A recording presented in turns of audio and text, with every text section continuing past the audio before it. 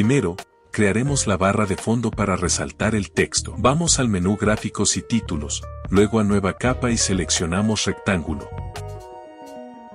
Desde el panel Propiedades, elegimos un color y ajustamos sus dimensiones de modo que cubra todo el ancho de la pantalla y que su altura resalte únicamente el texto. Luego, hacemos clic en Alinear al centro horizontalmente y en Alinear abajo. En la línea de tiempo, ajustamos la duración de la capa de la barra de fondo para que coincida con la del video y aplicamos transiciones de disolución cruzada al inicio y al final para que no aparezca de forma repentina. Ahora, con la herramienta Texto y sin tener ninguna capa seleccionada en la línea de tiempo, escribimos nuestro contenido y ubicamos la capa de texto de manera que aparezca después de la transición inicial de la barra de fondo, pero antes de su transición final. Seleccionamos el texto y, en Controles de Efectos, elegimos una fuente clara y legible, ajustamos su tamaño y elegimos un color adecuado. Para la animación, ubicamos el cabezal de reproducción al inicio de la capa de texto. Luego, con la herramienta Selección y presionando la tecla Control,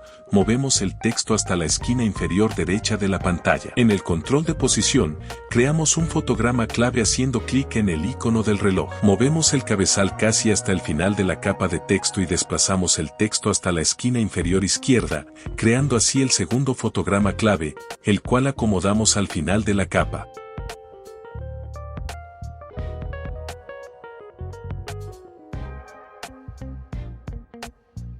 Y listo, ahora tenemos un texto animado con una barra de fondo que resalta el contenido de forma elegante. Para una previsualización fluida, renderizaré el proyecto. Ahora veamos el resultado final.